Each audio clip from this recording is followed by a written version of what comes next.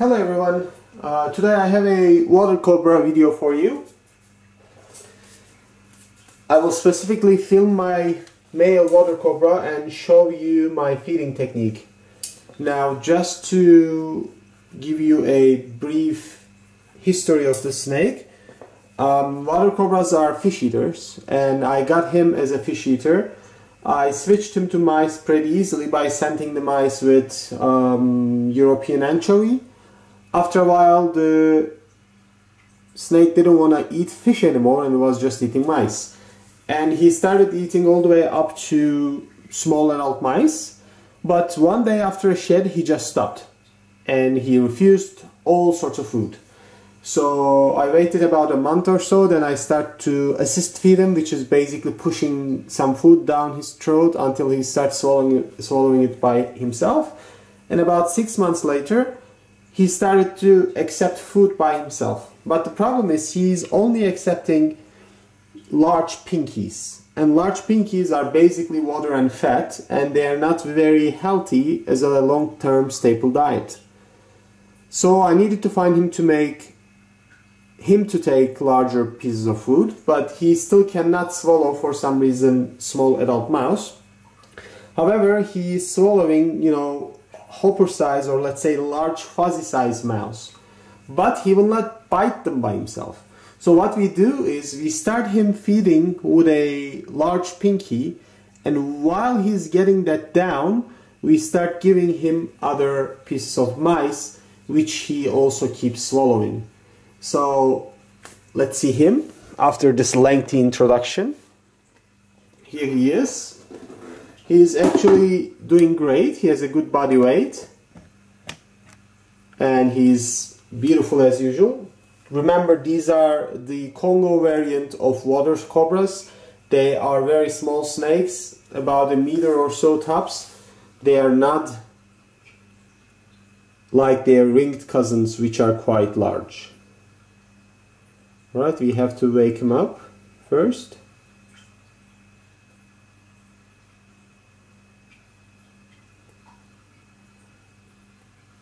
And even accepting a pinky sometimes takes some time. Let's zoom out so we can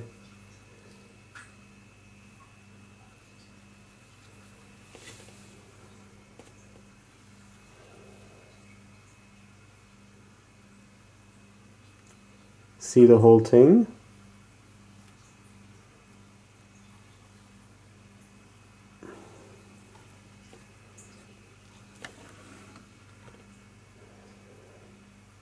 He needs to understand that we are feeding him.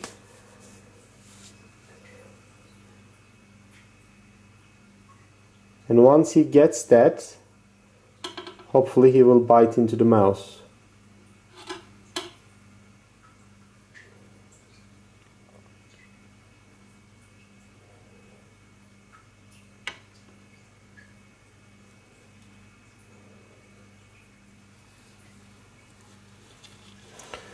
He's a little less interested today.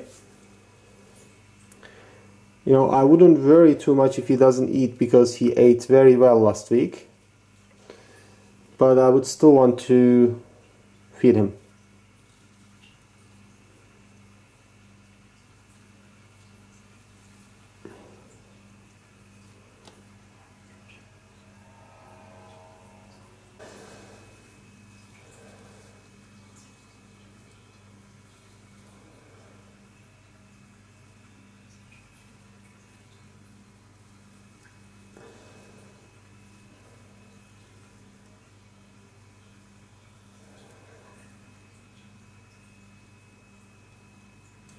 There we are. So that took a while, guys, and I don't know how long portion of that footage I'm gonna cut, because it's obviously boring for you guys to watch me chasing a snake with a piece of mouse. But it shows you that this is not always fun and games, easy, and just you put the mouse in there and the snake eats. Reptile keeping requires a lot of patience and it requires time. So if you're gonna get into this thing, you need to understand that there will be times that your snake is ill, there will be times that you need veterinary help, and there will be times that you will need a lot of patience.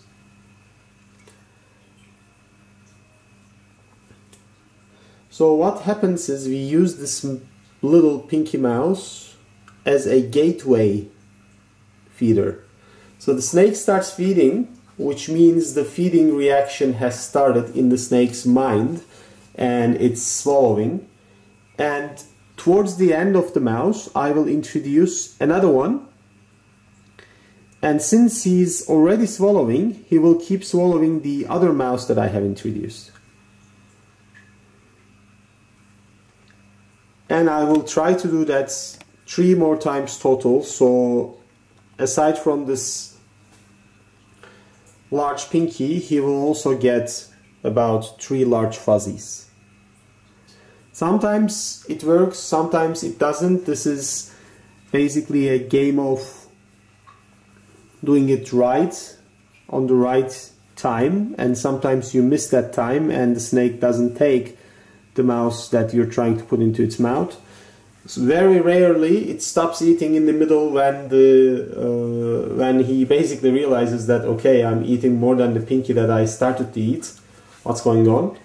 And this always happens now with this animal with a large food item.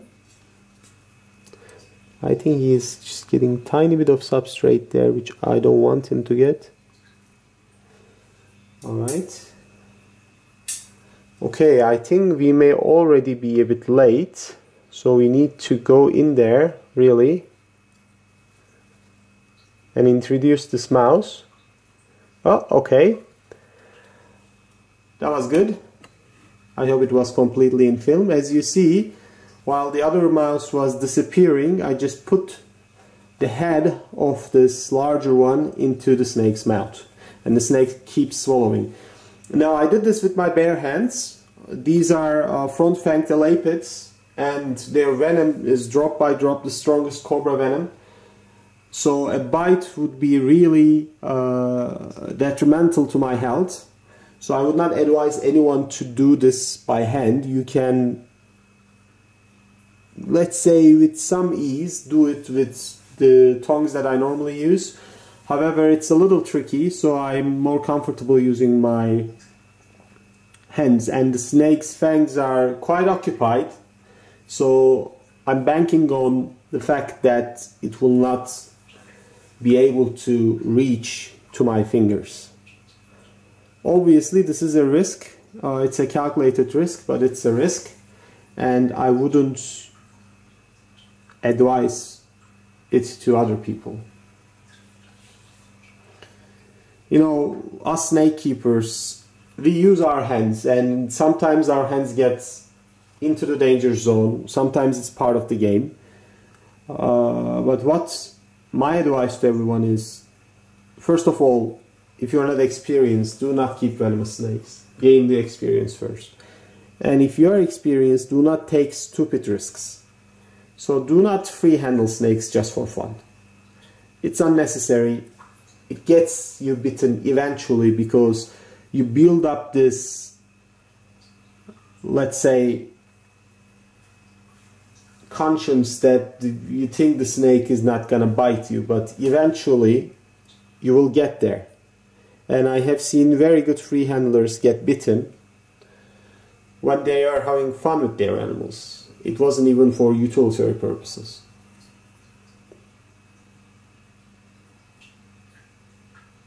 Okay, that one is almost gone. We'll introduce another one.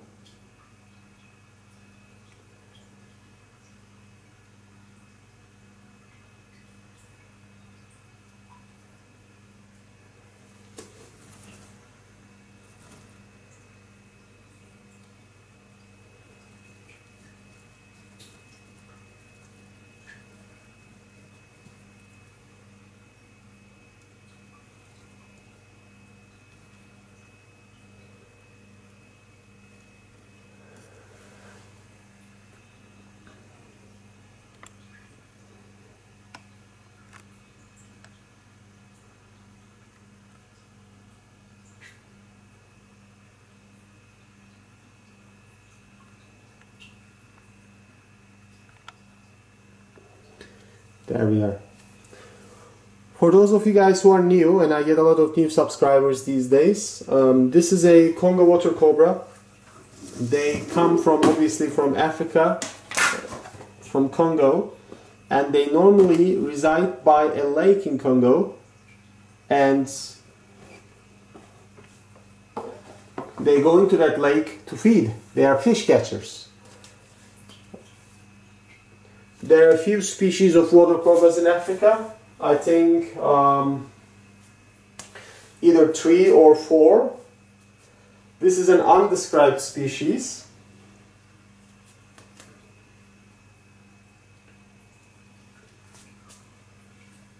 And the smallest one.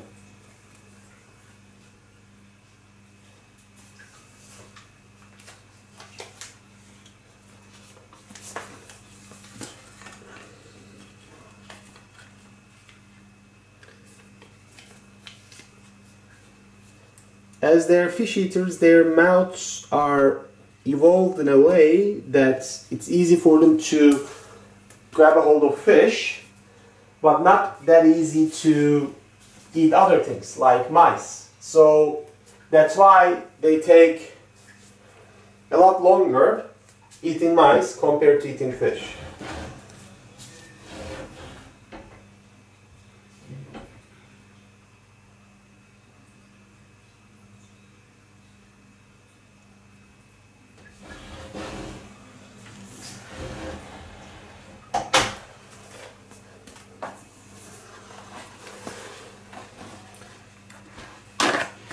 Now, some people ask if it's detrimental to their health if they do not eat fish and they keep eating the mice that I give them. And that's, that's not an easy question to answer, because that needs some research behind. And we just do not have the sample size. But I can tell you that people have been keeping other snakes that eat other prey items, like snakes, for example. There we go. He got the last one as well. People have been keeping king cobras for a long time on actually mice and even poultry. I have a friend who has a king cobra that eats turkey necks and chicken legs without a problem. And these snakes are healthy and they live their lives. So I'm hoping and I'm banking on the same thing, that a fish eater can survive on another vertebrate without much of a problem. I try to provide some help sometimes, so I would dip the mouse into fish oil, let's say, sort of omega-3 mixture. However, the only problem with that is these guys now are so used to eating mice, they do not like the taste of fish.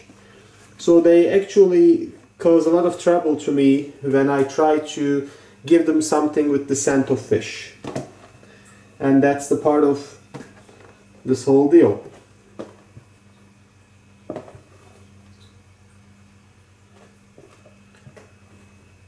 Now, another problem with this guy is he, for some reason, got the idea to use his humid box as basically toilet, and humidity mixed with snake feces is unfortunately a huge recipe for diseases. So I need to really clean and disinfect this humid box and really search for pieces of feces in there and make sure that it's not contaminated to the level that the snake will get sick out of it. Anyway, I just want to show this technique to you guys. It's really useful for stubborn eaters who will not eat multiple pieces of food items or larger food items, etc. You just introduce the other food item right towards the end of the first item being swallowed, and it's quite useful. And it's always good to see water cobras. I think water cobras are one of the prettiest snakes out there.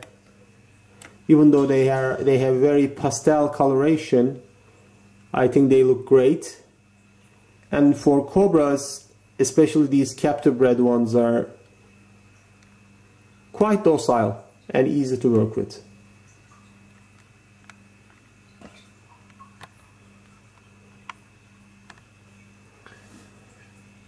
He's finishing up his meal, and I have a lot of other snakes to feed, so I guess we can cut it here. I hope you guys enjoyed this video, and I hope it was educational. This is one thing that I try to add to my videos. Try to educate the public about venomous snakes as much as I can, with my limited knowledge, obviously. But I love these animals, and I really do want to share them with the general public. And I hope you guys do a little advertisement for me and talk to your friends and families, and they also watch these videos. We need to teach the world that snakes are not evil animals. They are not out there to get us. And even venomous snakes are easy to deal with, and they will not harm you unless you try to harm them in some way or another. So let's keep the snakes alive, and let's keep having fun. And I will talk to you guys next week. Bye.